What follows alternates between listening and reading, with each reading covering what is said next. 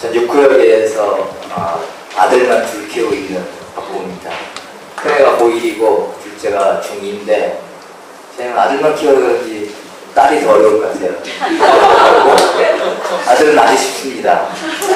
아들들은 아주 단순하거든요. 네, 아주 단순해요. 복잡한 언어를 쓰지 않고 예 아니오만 합니다.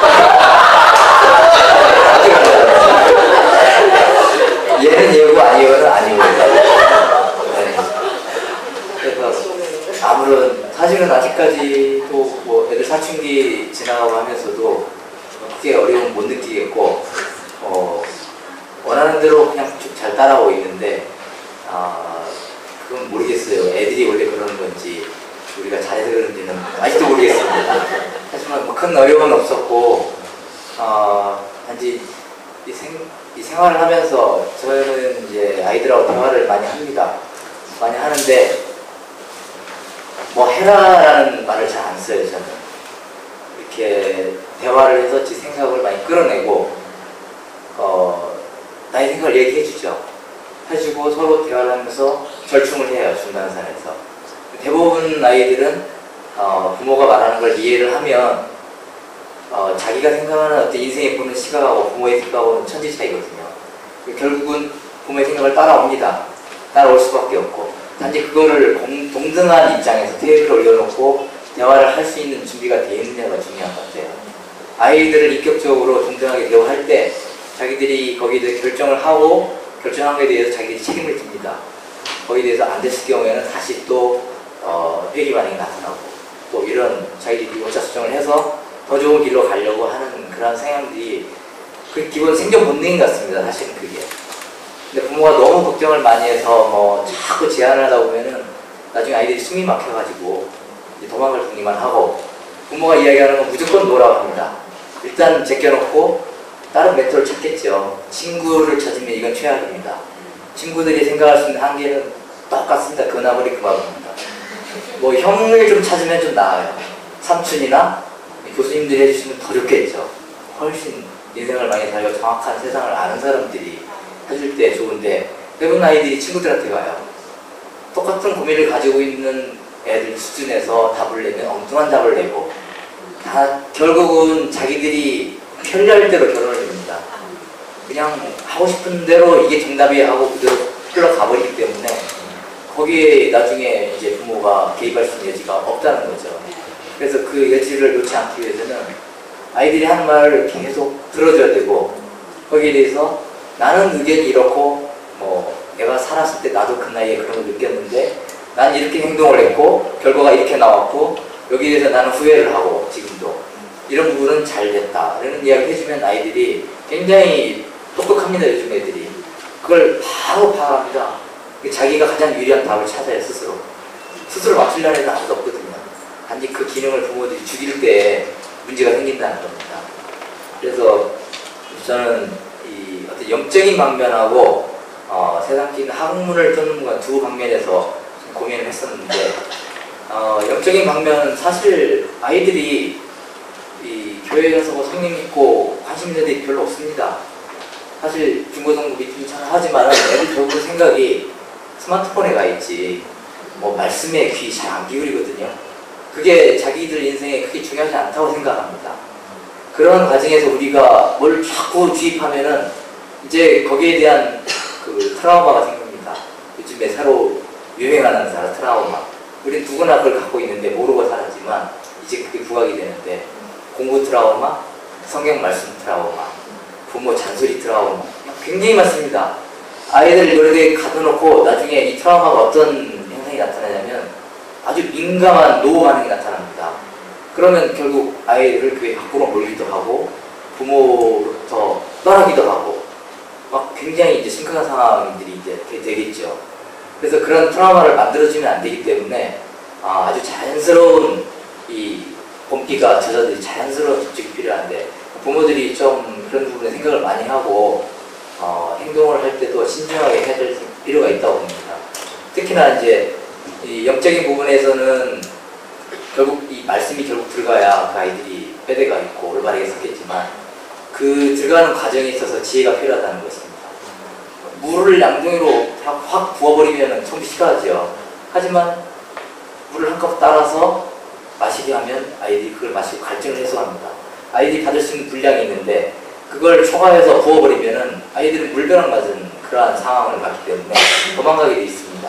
그래서 갈증을 해소할 만큼의 물을 따라서 줄 수 있는 지혜가 필요하다는 거죠. 그러한 부분에 가장 아이들에게 가장 어필되는 부분은 뭐냐면 부모의 삶입니다. 결국은 우리가 가정 가운데 살아갈 때 부모가 먼저 깨어있어야 되는 이유가 뭐냐면 나는 바람 풍 하는데 너는 바람 풍해라 안 됩니다. 아이들은 부모 하는 걸 그대로 보고 있습니다. 안 하는 것 같지만 공부하면서도 귀가 부모들이 무슨 말을 하는지 다 듣고 있습니다. 아이들이. 근데 우리가 세상적인 이야기를 하고 세상적인 판단을 하고 그렇게 달려가면서 아이들에게 영적으로 하라 하면은 아이들이 이중인격이 되겠죠. 그런 부분이 굉장히 민감하죠. 그래서 아이들이 그걸 자연스럽게 받아들이는 방법은 내가 생활 가운데 말씀에 맞춰 내가 살아가는 것밖에 없습니다.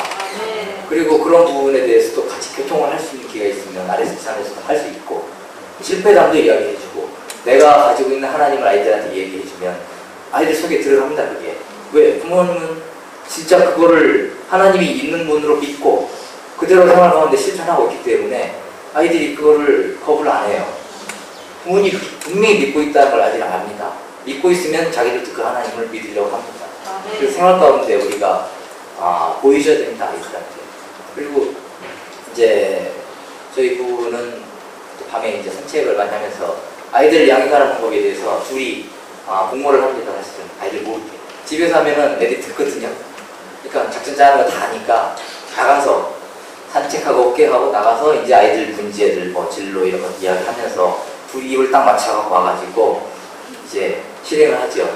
부모가 같은 목소리를 내야 돼요. 다른 목소리 내면 아이들이 이래도 되고 저래도 되고 그럼 자기 틀릴 걸 선택하죠. 근데 부모가 두 분이 다 똑같은 목소리를 내면 아이들이 바로 받아들입니다. 의심할 여지가 없어요. 저게 맞구나.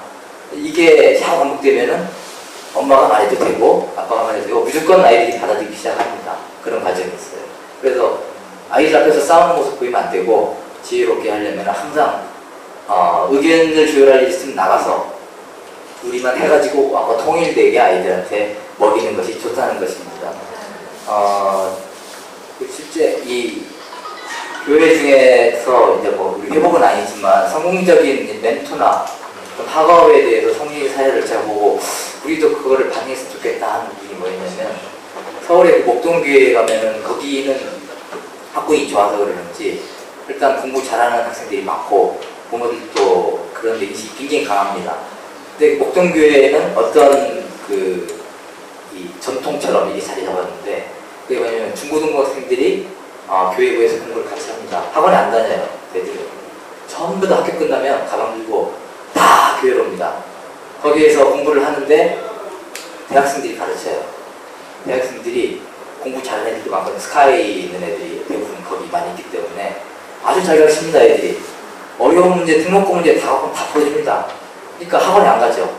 학원 가서 못 풀 수 있죠. 진짜 경시대 문제를 가져오면은. 그렇지만 그런 문제 풀고 학교 가는 아이들은 쉽게 풀어줍니다. 그래서 그런 아이들이 중고등학생들을 가르쳐요. 가르치면서 아까처럼 진로 문제, 대학 갈 때의 학과나 이런 부분들이 이미 선택한 형들이, 누나들이 가르치고 있는데 그 부분에 질문이 생기면 물어봅니다. 형 거기 갔는데 학과 어때요? 물어보면은 다 이야기해주죠. 나는 이렇게 해서 이렇게 선택했는데 다녀보니까 이런 부분 이렇고 다니면서 그 학생들이 느낀 걸 이야기해주면 아이들이 그걸 참고를 해서 나중에 진로 설정할 때 굉장히 후회 없는 선택을 할 확률이 높겠죠.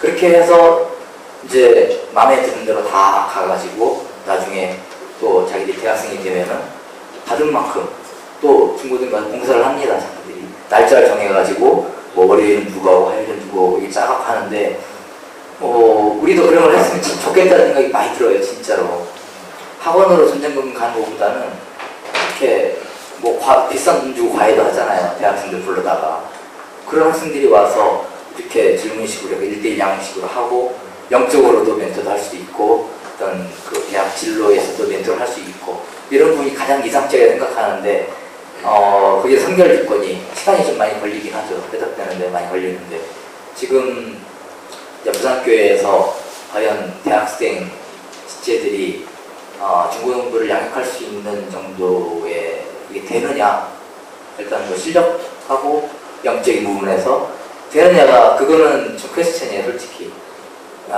잘 양육이 돼서 올바로 서 있는 그런 지체들이 있어야만이 제대로 하는데, 잘못하면 이제 소경을 인간하고 돼버리니까 뭐 그런 것들이 형성되기까지는 그런 분량이 있는 이제 뭐 교수님들이나 지체들이 관심을 가지고 할 수 있으면 좋겠죠. 뭐 그런 것들은 희망사항인데, 굉장히 성공리의 케이스로 그 교회는 계속 스카이만 배출합니다. 거기는 다 굉장히 그 좋은 분위기예요. 그래서 그 교회가 굉장히 부흥되고 있거든요. 사실은.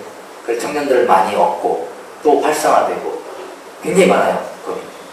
그래서 이제 빈익빈 부익부 현상이 일어나는데, 만약에 이제 세상적으로 우리도 그런 부분을 좀 취하고 싶다면은 그런 성공의 사례가 있으니까 좀 만들어도 될 것 같고, 큰애가 얼마 전에 이제 그 서울에 있는 대학 탐방을 갔었는데, 뭐 좀 좋은 대학들 가서 이렇게 다 보고, 나도 저기 가야겠다, 뭐 이런 걸 하고 왔었는데, 고려대에 자기 친구 삼촌이 거기서 교수님을 하시는데, 이제 거기 이제 잠깐 이제 안다고 그래서 같이 친구하고 초대받아서 뭐 주스 한 잔 먹고 왔다 하더라고요. 그런데 굉장히 좋아해요. 교수님이 자기한테 주스를 사줬다는 거. 자기 고려대 가겠다고. 캠퍼스도 너무 멋있고. 그래, 근데 아이들 생각은 좀 굉장히 아까 좀 단순하거든요. 그런 부분에 굉장히 그 영향을 받더라고요. 그래서 거기 가겠다고 하는데, 뭐 일단 공부를 열심히 하고 선택은 나중에 해.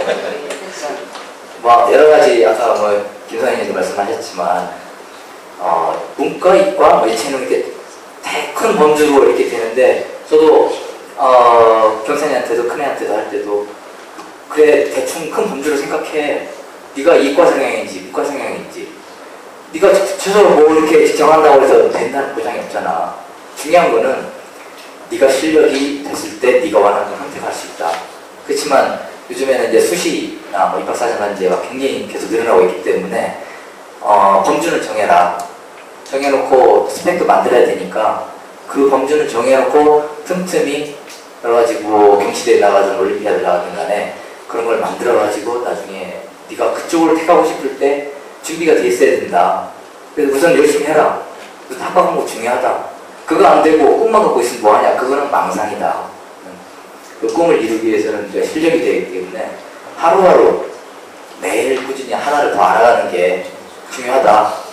어제보다 오늘 더 알고 내일 더 알면은 그거는 계속 그 꿈을 향해서 가고 있기 때문에 그거를 계속 실천을 해야 된다. 뭐 알기만 뭐하냐, 실천해야 된다.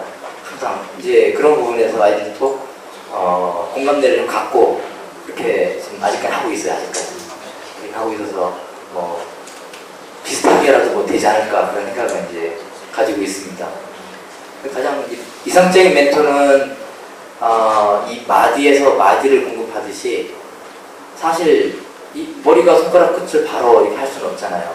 머리에 어깨가 붙어 있고 팔이 붙어 있고 손가락이 붙어 있듯이, 그 학생들, 중고등부 학생들의 가장 큰 멘토는, 가까운 멘토는 대학생 청년분들이 사실은 여기서 공급할 때 아주 자연스럽게 흘러갑니다.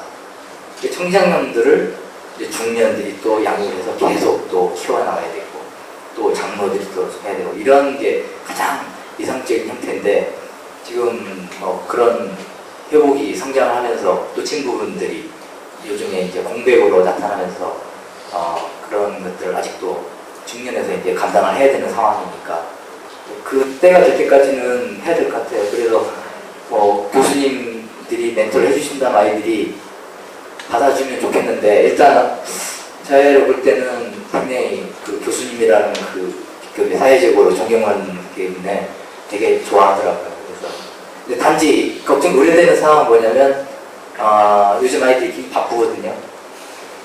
큰애 같은 경우도 아침 6시에 일어나고 설치고 학교 가가지고 밤 12시에 돌아오니까 멘토를 할 수 있는 시간이 과연 언제인지, 현실적으로 그런 주말밖에 없는데 주말에도 또 학원 가는 애들도 있거든요. 그래서 뭔가 접촉이 돼야 그런 멘토가 있는데 그런 부분에 대해서 좀 연구가 이루어질 것 같고 아니면 한 장소에 모을 수 있는 그런 여건이 된다면 좀 자연스럽게 접촉이 되겠죠.